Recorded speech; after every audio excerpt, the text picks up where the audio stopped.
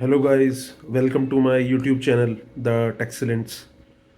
आज हम बात करेंगे सेक्शन 43B, जो कि होता है अगर आपने टैक्स ड्यूटी सेस और फीस अगर पे नहीं करी है filing the due date before filing of the due date of the return, तो जो भी टैक्स ड्यूटी सेस फीस होता है वो डिसअलाउ हो जाता है। यानी कि अगर आपका जीएसटी पेबल खड़ा हुआ है तो 30 सितंबर से पहले पहले अगर आपने उसको पे नहीं करा है तो ऑडिटर जो है उसको उस अमाउंट को डिसअलाउ कर देगा, यानी ऐड बैक कर देगा आपके प्रॉफिट में। तो ये तो होता है सेक्शन 43B, जिसके बारे में हमें सब पता है। और अब हम बात करेंगे जो न्यू इंसर्शन हुआ था बजट 2023 में।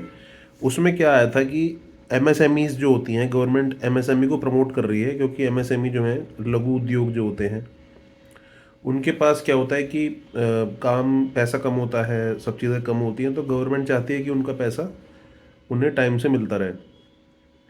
तो इसलिए जो गवर्नमेंट एमएसएमई को प्रमोट कर रही है, क्योंकि वो काफ़ी एम्प्लॉयमेंट जनरेट करती है गाँव में, देहात में, इन जगहों में। तो एमएसएमई का मतलब होता है medium small scale and micro small scale and medium enterprise, MSME. अब इस वाले जो 43B में एमएसएमई कवर करे हैं वो मीडियम एंटरप्राइज नहीं कवर करें, माइक्रो और स्मॉल कवर करें, या एमएससी आप उन्हें कह सकते हैं।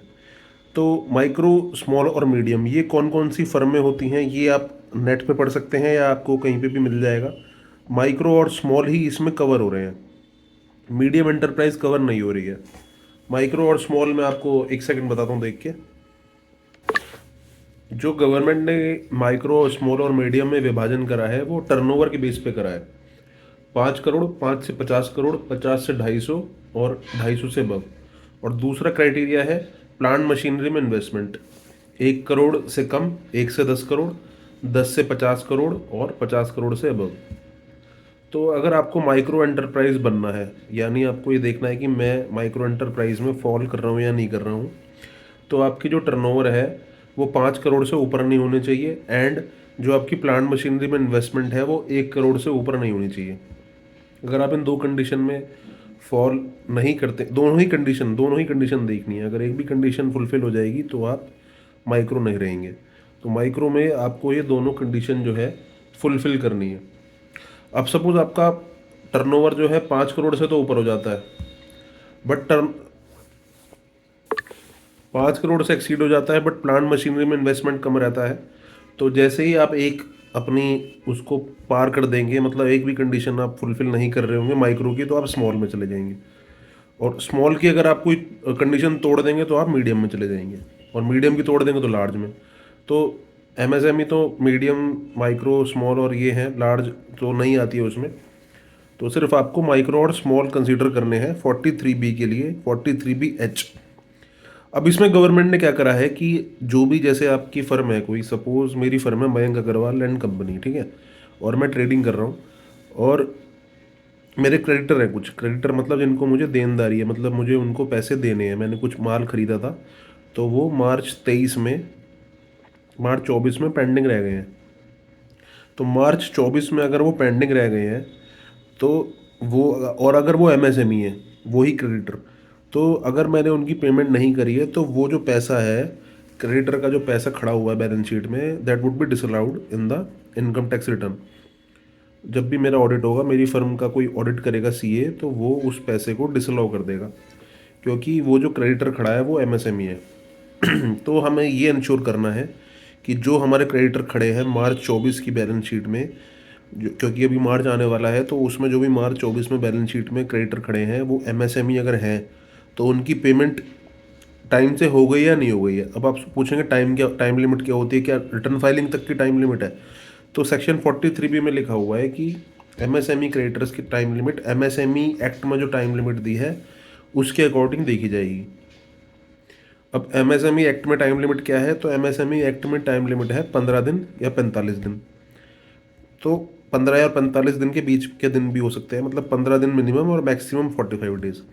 अगर आपका क्रेडिटर से कोई एग्रीमेंट है तो 45 डेज है, यानी आप उसको 45 डेज के अंदर अंदर कर सकते हैं। कोई एग्रीमेंट नहीं है तो ये मान लिया जाएगा कि 15 दिन के अंदर आपको पेमेंट करनी है। यानी अगर आपका 30-31 मार्च को क्रेडिटर खड़ा हुआ है, मेरी ही बैलेंस शीट में 31 मार्च को कोई राम एंड श्याम कंपनी का क्रेडिटर खड़ा हुआ है और वो एमएसएमई है, तो मैं क्या करूँगा, उसकी पेमेंट अगर मैंने 15 अप्रैल तक नहीं करी तो जो भी मेरा सीए होगा वो मेरे पैसे को, उस पैसे को जो खड़ा हुआ है, सपोज 100 रुपये भी खड़ा है, तो वो ऐड बैक कर दिया जाएगा मेरी आईटीआर में। उससे मुझे क्या नुकसान होगा कि मेरी इनकम जो है वो बढ़ जाएगी और मुझे उस पर टैक्स पे करना पड़ जाएगा। तो इसलिए मुझे ये देखना है कि मेरी बैलेंस शीट में जो भी एमएसएमई क्रेडिटर है उसकी पेमेंट टाइम से हो गई हो। अगर अग्रीमेंट है तो 45 दिन यानी 15 मई, और अगर अग्रीमेंट नहीं है तो 15 अप्रैल। तो बेसिकली हमें ये देखना है। अब इसमें काफ़ी लोगों का क्वेश्चन ये आ रहा है कि जो सर क्रेडिटर का जो पेमेंट खड़ा होगा वो जीएसटी उसमें इंक्लूड भी होगा, तो जीएसटी तो एसेट है। तो देखिए इसके बारे में कुछ भी अभी तक आया नहीं है, तो हम उसको टोटल को ही ये मानेंगे कि टोटल को ही ऐड बैक करा जाएगा, क्योंकि आप एक एक क्रेडिटर का चेक नहीं करेंगे कि इसमें जीएसटी कितना है, ये कितना है। तो आप जीएसटी के साथ ही उसको ऐड बैक कर दीजिए। मतलब अगर आप सीए हैं, अगर आपकी फर्म है, तो भी आप ध्यान रखिए कि टोटल अमाउंट ऐड हो जाएगा उसमें, ये नहीं होगा कि जीएसटी और बेसिक अलग अलग करेंगे। तो ये आपको ध्यान रखना है कि अगर आपकी बैलेंस शीट आप ड्राफ्ट कर रहे हैं तो मार्च में आपके क्रेडिटर ना हो एमएसएमई। अब एक दूसरा क्वेश्चन ये आता है कि हमें कैसे पता चलेगा कि सामने वाला क्रेडिटर है और एमएसएमई है या एमएसएमई नहीं है, माइक्रो है, स्मॉल है, लार्ज है। तो देखिए आप उससे एफिडेविट ले सकते हैं, ईमेल पे कंफर्मेशन ले सकते हैं, वो कंफर्मेशन आप अपने पास रख सकते हैं आने वाले 6-7 सालों तक, जिससे कि जब भी आपका केस लगे, जो भी टाइम लिमिट्स है इनकम टैक्स में 148 में, 147 में, 144 में, 143 में, तो उसमें आप जो है उस तक वो ईमेल को आप रखिए, जिससे ये पता रहे कि हाँ भाई ये क्रेडिटर जो है मेरा एमएसएमई है या नहीं है। या आप उसको बोल सकते हैं कि आप अपने बिल पे लिख के दीजिए। और अगर आप खुद भी एक फर्म है तो यही हम आपसे रिक्वेस्ट करेंगे कि आप अपने बिलों पे भी उद्यम नंबर देना शुरू कर दीजिए अगर आप खुद एक एमएसएमई है तो। ये है एमएसएमई का पूरा कंसेप्ट, जिसको लेके काफ़ी कन्फ्यूज़न है लोगों में कि क्या करना है। तो अच्छा, अब एक ये भी क्वेश्चन आ रहा है लोगों का कि अगर मैं भी एमएसएमई हूँ और सामने वाली पार्टी भी एमएसएमई है, तो क्या मुझे उसका खर्चा ऐड बैक करना होगा? तो देखिए हमें क्रेडिटर का देखना है कि सामने वाले ने जो बिल दिया है उसकी, मतलब जिसने सेल करा है उसका देखना है हमें, उसका नहीं देखना जो मतलब जिसका ऑडिट हो रहा है। अगर आप कहेंगे कि भाई मैं भी एमएसएमई हूँ वो भी एमएसएमई है तो मैं उसको जो है ऐड बैक नहीं करूँगा खर्चे को, तो ऐसा नहीं होगा। आपको ऐड बैक करना ही पड़ेगा। अगर सामने वाला जहाँ से आपने माल खरीदा है वो एमएसएमई है तो आपको ऐड बैक करना ही पड़ेगा। अब एक क्वेश्चन ये आ जाता है कि अगर हमने पेमेंट कर दी बाद में तो क्या होगा? अगर आपने क्रेडिटर की पेमेंट उस साल तो करी नहीं थी पर नेक्स्ट ईयर कर दिया, तो उस साल तो आपको ऐड बैक हो जाएगा, पर नेक्स्ट ईयर आपका जो है इनकम रिड्यूस हो जाएगी उतने ही अमाउंट से। तो आप बाद में उसको रिड्यूस भी कर सकते हैं, पहले ऐड बैक करिए बाद में रिड्यूस कर दीजिए जब आप पे करेंगे उसको नेक्स्ट ईयर। अच्छा, अब एक क्वेश्चन ये भी आ रहा है कि अगर मेरा ऑडिट ही नहीं होगा तो क्या मुझे तब भी देखना है कि 43 भी लग रहा है नहीं लग रहा? देखिए अगर आपका ऑडिट नहीं हो रहा, अगर आप 44 एडी में रिटर्न फाइल कर रहे हैं, प्रोप्राइटरशिप है और पार्टनरशिप है, ऑडिट नहीं हो रहा है, तो तब तो चलो ठीक है, कोई आपको ऐड बैक नहीं कर रहा है, कोई सीए अपनी रिपोर्ट में नहीं लिख रहा है, पर कायदे में आपको ऐड बैक करना चाहिए अगर आप खुद भी फाइल कर रहे हैं। दूसरी बात, अगर आपकी कंपनी है और उसमें ऑडिट नहीं हो रहा, इनकम टैक्स का ऑडिट, जैसे अगर आपकी कंपनी है कोई XYZ प्राइवेट लिमिटेड पर उसका टर्नओवर जो है 1 करोड़ से नीचे ही है, तो उस केस में टैक्स ऑडिट तो एप्लीकेबल नहीं है, पर स्टैट्यूटरी ऑडिट एप्लीकेबल है ना, तो उस केस में तो सीए ऐड बैक कर सकता है ना आपकी उसकी इनकम को। तो ये भी काफ़ी क्वेश्चन आ रहा है, बट मैं यही बोलूँगा कि अगर आपके एमएसएमई क्रेडिटर हैं तो आप उसको पे ऑफ कर दीजिए with in the time limit specified in MSME act.